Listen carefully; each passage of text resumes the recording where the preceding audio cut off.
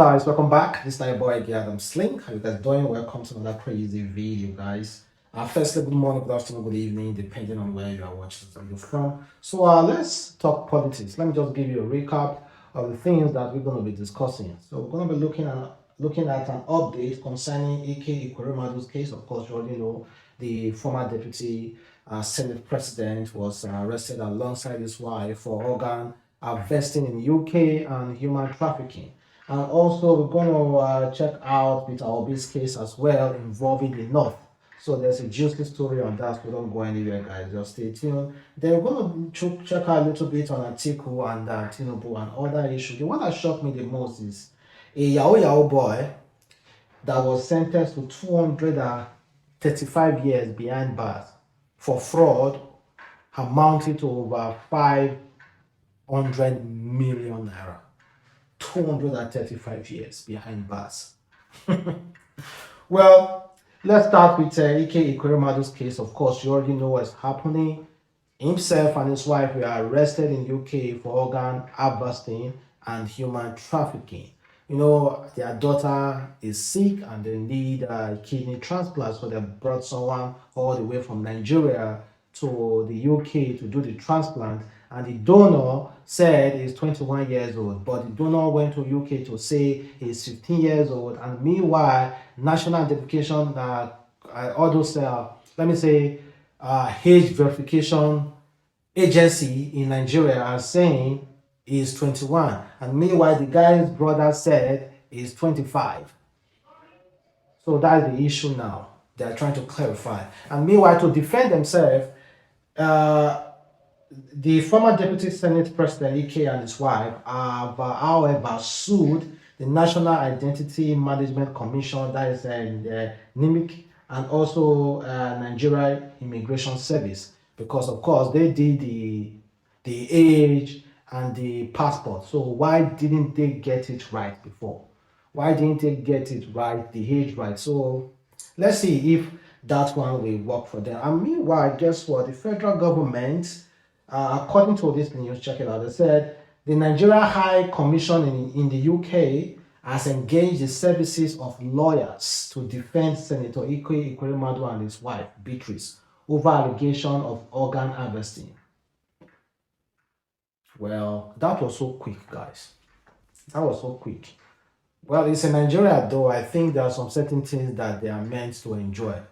And the Nigeria FG have just approved funding for the commission in UK to immediately swift into action defending Eke Ekweremadu. So let's see what will come out of that defending. And let me read some comment, guys. Someone said, with taxpayers' money. Is there anything Nigeria government is trying to cover? Check properly. Something is definitely fishy with the government. They say, why should the federal government be responsible for its attorney? Is it a case versus the country? It's not like his offense is related to service to the country. This is private life business and should be handled by himself. Or was he harvesting organs on behalf of Nigerian government? I think that's a good question. This particular case involved him alone. It's his private issue. If he was arrested while he was going to carry out duty for the sake of the government, then it's okay for the government to quickly swift into action and defend him. Well, let me know exactly how you feel about that. Then, guys, let's talk about this EFCC and this guy that was sentenced to 200 something years, 235 years imprisonment over 525 million internet fraud. Can you imagine, guys? Let me just read a few of the headlines. They said Olatunji, that's his name, was arrested by the EFCC on March 2019 and arraigned on July 2nd, 2019 on 45 count charges bordering on identity theft, money laundering, and conspiracy. Between January 2017 to October 2018, the convicts conspired with four others at large to fraudulently acquire the sum of 525 million naira through business email compromise and identity theft. The court had. On May 15, 2019, he sent an email to one Monica of the charity association for providing girls and boys in Komboni with a football pitch, while impersonating a certain Pa Omdel, a former footballer association president, demanded the sum of £64,000 to be transferred to him, and so many other allegations as well. But the main issue is that this guy was sentenced to 525 million naira, over 525 million naira, and he got 235 years imprisonment. I think this is the highest sentence in Nigeria history, and the person is internet fraud. Honestly, I wouldn't say he doesn't deserve what he got. Apart from his own case, let's talk about our own federal government. We have seen people stole hundreds of billions of naira. This man never even stole like close to 1 billion naira. I am not saying he doesn't deserve what he got, but let's just check it this way, because we are still dealing with the same government. EFCC is still Nigeria EFCC. The EFCC that sentenced him is not UK EFCC, it's our own Nigeria EFCC. And the same EFCC that is prosecuting those officers who are stealing. And we have seen some stole 500, 1 billion, 2 billion, 10 billion. The recent one was 90 billion plus another 80 billion. That is 117 billion. Stolen just like that. And the man was released. People just going, of course, you guys know now as Nigerians now, you know how many billions they don't steal from us. But if they want to sentence such people, they get something like 5 years, 2 years, or maybe if they can defend themselves very well, bribing all those officers and all the rest, they will go scot-free. So why this?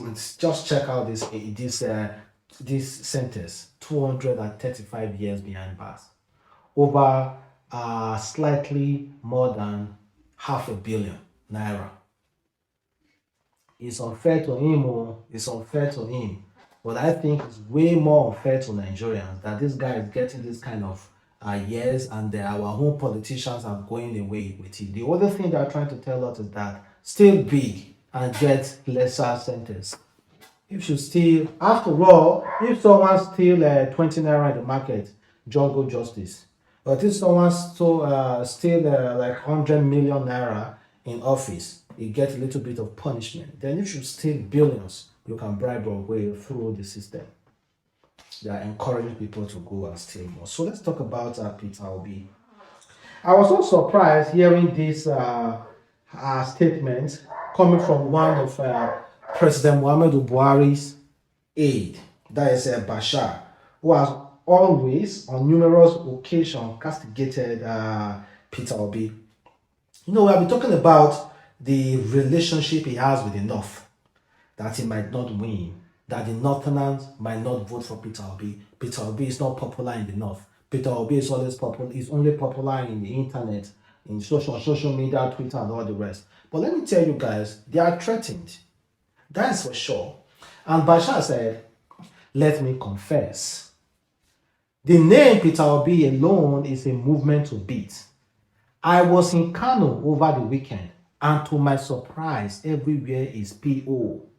Nobody is talking about other candidates anymore. And a friend told me that it's similar story in Castina. Labour Party is getting 75% to 80% in those states. Well, I know this one is coming from someone really, really close to Buhari and is an APC member.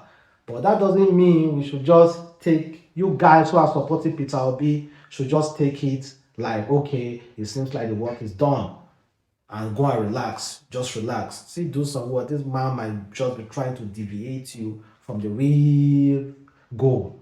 Well, it's good though, as they are trying as much as possible to see that Peter Obi is really making sense when it comes to the North. Because The problem now, the main problem when it comes to Peter Obi is the North, because they believe the North might not vote for him. That is not popular in the North.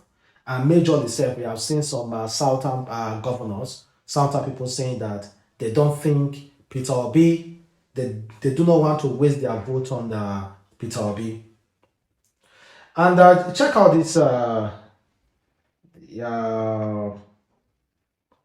this statement coming from the Guardian Nigeria. It said, Obi has been going around telling people the problem of the country and how he hopes to solve them. He expects other contestants to do the same rather than sponsoring falsehood to pitch him against the people. And you should check everything that's going on. Obi is always talking about, okay, this is what is happening in the country. This is how I can solve it. This is how I can solve it. This is what I have done. Go and check. Or check other people. It's our turn. It's our turn. Or this is how I'll be talking about that stuff. Well, guys, like I've said before, of course, you know it's your PVC. Just get it and do what you need to do. So Obina said, most politicians in Nigeria are envious of the love Nigerians are showing Peter Obi. Without him asking, people are donating time, money, and resources, while the rest of us politicians are getting invoiced daily. Well, let's see what will happen though. Then I think we should move forward. And let's talk about this Benue State governor who is truly not happy with the way things are going with him. In fact, he was asked recently to comment on Atiku, and he said God has not spoken to him yet to support Atiku. I told you that I am praying. I've gone into hibernation. And I'm praying, I'm fasting, I'm praying. So at the end, if God directs me, as He has always done, if God directs me that I should support Atiku, why should I not do it? After all, he's my party man. But I'm waiting for him. There are more that is expected. I expect him to do. I expect him to reach out to Wike, who came second.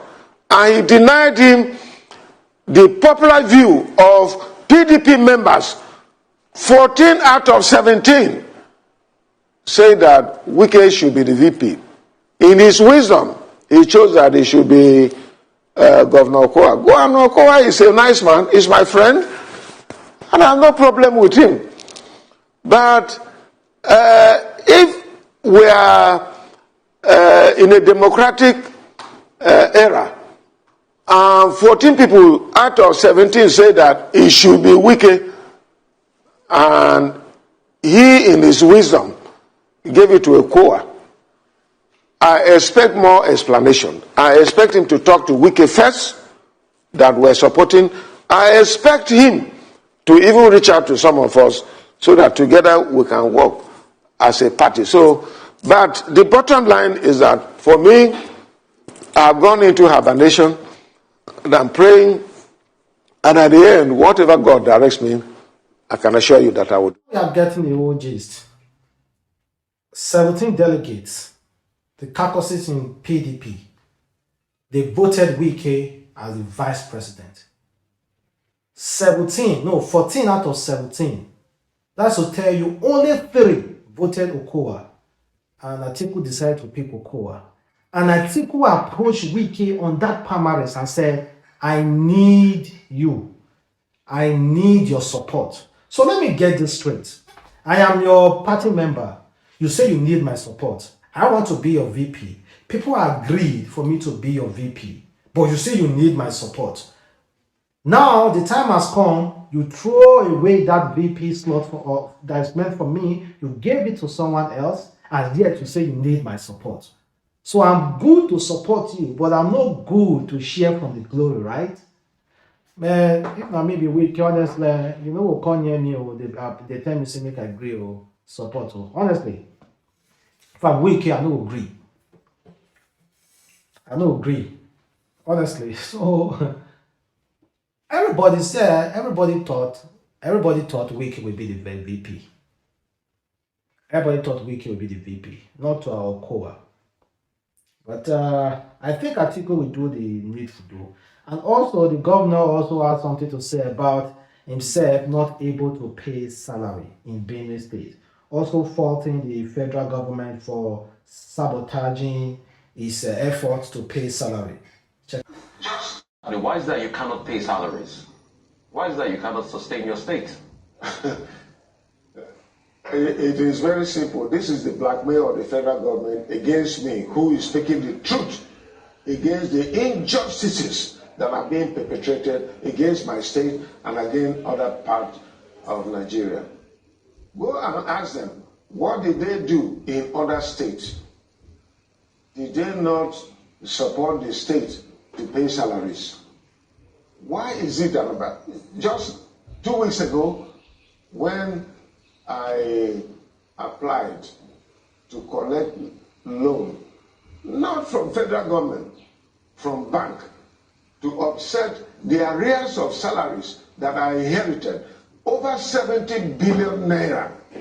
Federal government rejected it because I refused to join them in the APC and continue to do their maladministration and frustrate the Nigerian people. If they had given me that money, I would have cleared it down. Nobody will be talking about issues of arrears of salaries. I've been paying salaries since 2018 when the stakeholders met and said that I should pay. I've been paying. What is left is the arrears of salaries. And the federal government have refused to support me. They frustrate me. You heard last week, 2 weeks ago, the federal government came out and said that they are borrowing to pay salaries. So why can't I borrow? I applied to borrow money to pay salaries. They said no, I cannot borrow money to pay salaries. So what do you want me to do? My IGR, because of the security situation in the country. I think that is enough reasons for you not to pay salary. So when we are already shouting and saying that okay, they should allow states to manage their own resources and give back little bit portion to the federal government, you mean the state like Benue State won't be able to sustain and pay salaries? So you want to be borrowing to pay salaries? Well, in what he said about on what he said about Wiki, I support, but what he's saying about salary, no, I don't support. So